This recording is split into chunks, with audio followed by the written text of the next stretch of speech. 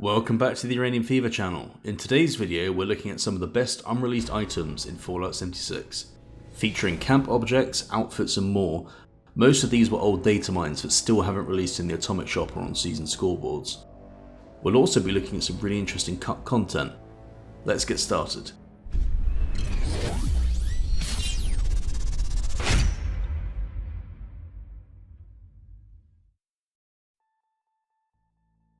Up first, we have the Zetan computer terminals that were first data mined in January 2022. Although these items are more recent than many others in today's video, it should be noted that most of the alien camp build objects have already released in the Atomic Shop and as rewards from invaders from beyond.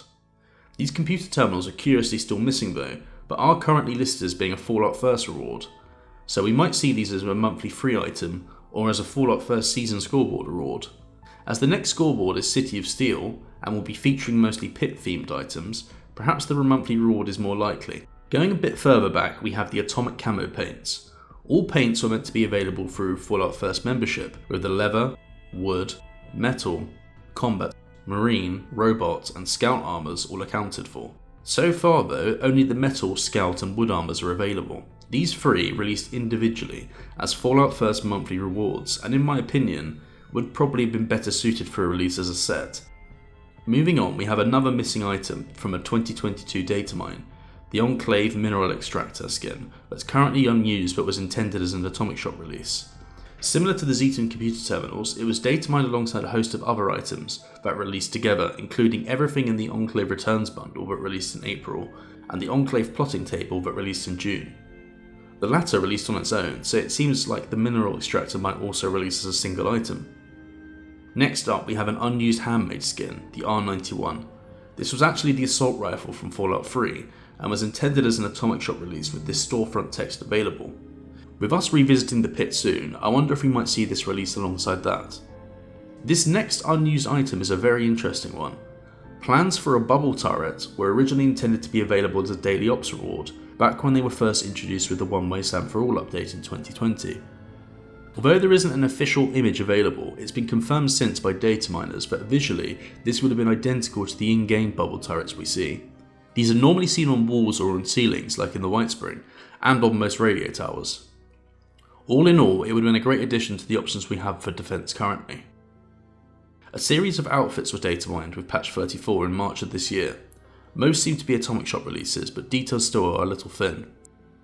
These included this Anubis outfit with a variant hood included. This Bear Power Armour helmet was also data mined. I'm still undecided on the look of this one, but the paint resembles the previously released Park Ranger Power Armour. A Viking helmet was also data mined without an accompanying outfit. Finally, an outfit listed as the Brawler was also data mined. It sports the Madden's gym logo, which had 2 boxing gyms in Fallout 4. Now for some unused Pip-Boy skins for the Atomic Shop. These are listed as the Construction Safety, Red Menace, Slocum Joes, Wavy Willards, and White Paint.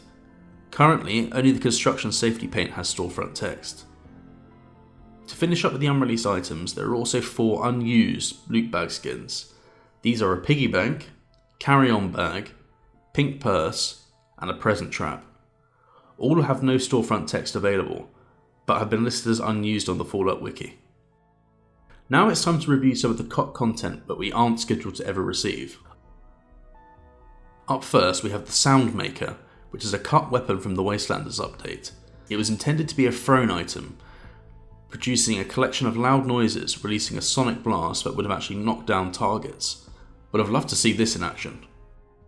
Next is the Unpainted Chinese Assault Rifle.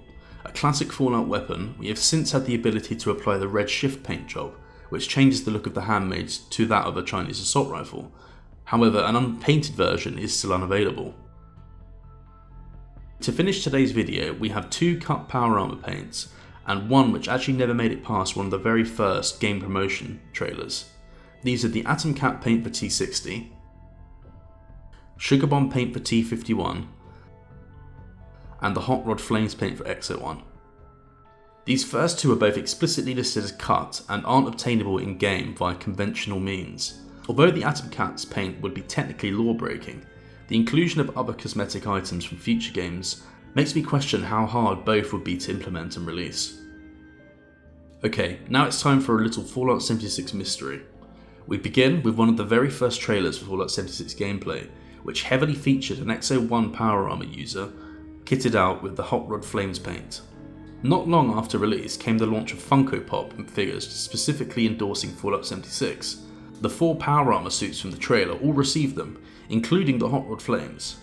But, as of today, years later, it is still actually unavailable for us to use in the game. We did, however, receive the paint for the laser rifle, which was gained from Nuclear Winter at rank 25. The Fallout Wiki lists a Hot Rod Flames paint for power armor as cut content, with it being intended for all power armor types. It's an interesting story, but there's currently no indication whatsoever this paint will ever be implemented. But why was it never implemented, but really pushed in the early promotion? Bizarre. Are there any other unreleased datamines you would like to see release? Let me know what you think down in the comments. For today though, that is it from me. If you enjoyed this particular video, please consider subscribing to help the channel grow. We post camp builds and tutorials weekly, as well as datamine videos like this. With that said, I am off. Thank you for watching, and we will see you in the next one.